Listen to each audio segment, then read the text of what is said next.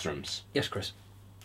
There's a lot more to bathrooms than just water. Oh, there is. There's loads. Now, yes. obviously, Pro Plumb, it sounds like you just do plumbing, but in actual fact, you do a lot more than that. You do. No, everything. we've been doing, bathroom fits or refurbishments, less more like it is, for a very long time, and we're all classed as multi-skilled. Now that takes in just about every trade you can imagine. Plumbing's a big point, but let me ask you one thing. When you go into a bathroom and you look round for the first time, you never ever say, doesn't the plumbing look nice? It's usually, doesn't the tiles look nice? So one of the big items in bathroom refurbishments is probably the tiling. That's wall tiling, flooring. The lighting really sets it off, so we have to be an electrician as well, which we give you a certification on completion for that work. We've got the construction, because it's a case of moving the bath from one side to the other side. There's boxing in to be done, and there's quite often plastering. And quite a few people ask us to decorate it as well, but what we do find is a lot of people like to do the decorating themselves because they can put their mark on their bathroom.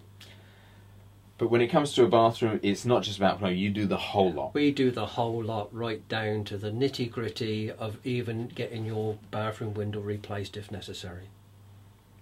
Now, bathroom, again, for me, it seems like a really big fit. It's something that's a lot of work involved. Is there a lot of inconvenience to the customer? I wouldn't say inconvenience. Obviously, there's tradesmen working in your home. Because we've been doing it for a long time, we cut any inconvenience right down to a minimum. There's very little noise, dust is kept down to a minimum. All the waste materials are bagged or boxed up and removed from the house from that point of view. And of course, at the end of the job, everything is removed from site and everything is tidied up. We work on dust sheets continuously, so there isn't a great deal, if you're dealing with a professional company, of inconvenience. Well, the next logical question when it comes to a bathroom is how long is it going to take you to actually fit it? Okay, if I work it on scales at the moment, let's work from a cloakroom, which is probably the smallest room in the house. That can take anything from 2 to 3 days, or possibly 4 days.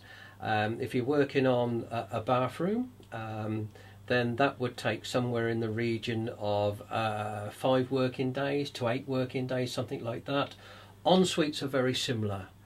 But what we try to do, we never ever start basically on a Friday and then leave you with a job which is just started. We like to start at the beginning of a week, and then we can work through. And as I say, a cloakroom should be done within the week. So psychologically, you're only dealing with 1 week of disturbance. Now, one of the big things about installing a bathroom is there's a lot of stuff coming out as well as stuff going in. What happens to all the rubbish? Well, am I going to be left with my bins all filled up at the end of your job? No, of course you're not, Chris. The way we run our jobs is we come in, we lay dust sheets. That protects your carpets and protects your home. All the construction as it takes place, we bag it up and then we take the bags outside so they travel through your house all nicely sealed. We cut down on the disturbance, we cut down on the dust, and at the end of the day the dust sheets are lifted.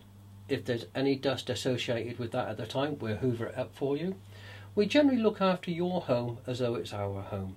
And of course at the end of the job we put all the rubbish into the van and we take it away, and everything is left nice and clean, which, to be honest, this is the way it should be. Now, not everyone is necessarily going to be able to take away the rubbish. No, Chris, you have to have a carrier's licence to remove rubbish. All tradesmen should have it. Unfortunately, they haven't all got it. But we're registered to remove all the rubbish, transport it on our own vehicles down to Oxford. Okay, so anyone that's not in the Oxford area who, maybe lives in Cambridgeshire or something else watching this video, they should always make sure that any tradesman they get in has got a carrier's licence. Yes, you must make sure. It's a requirement by law. This cuts down on fly tipping, and any responsible company will have the licence anyway. Okay, so it's really us, the cowboys, have got to watch for, but they should check that they've got that licence. Yes, if you're if you come across somebody who's willing to do it a lot cheaper, then obviously to make any money on it, they've got to cut corners. And I'm afraid this is where fly tipping comes in. So, responsible householders, check you've got a responsible tradesman. Yeah, check that you've got a responsible tradesman. But while we're on the fact of certification, make sure they've got a public liability insurance as well. We carry a 5 million public liability to protect your property and the adjacent properties.